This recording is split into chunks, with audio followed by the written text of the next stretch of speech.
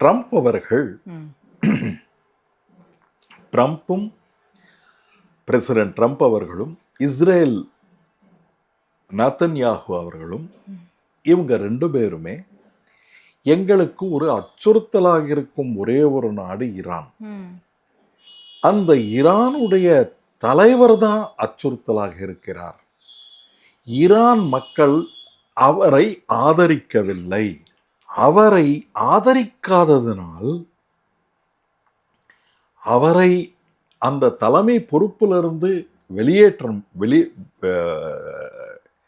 வெளியில வந்துட்டா உலகத்தில் இருக்கிற பிரச்சனைகளுக்கு எல்லாருக்குமே ஒரு தீர்வு காண முடியும், இந்த யுத்த பிரச்சனைகள் தீர்வு காண முடியும் அப்படின்னு சொல்லி ஒரு ஸ்ட்ராட்டஜியை ஃபார்ம் பண்ணாங்க. ஓகே.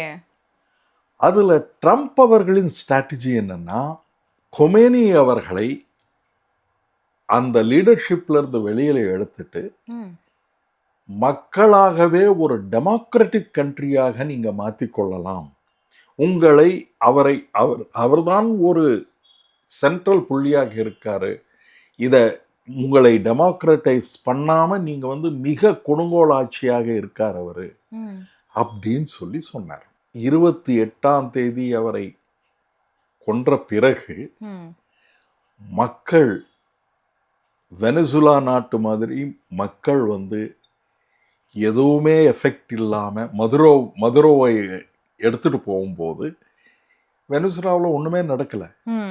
வெனிசுலா நாட்டு மக்கள் அந்த அளவுக்கு எந்த விதமான அஜிடேஷன்ஸும் பண்ணல, போராட்டங்கள் பண்ணல.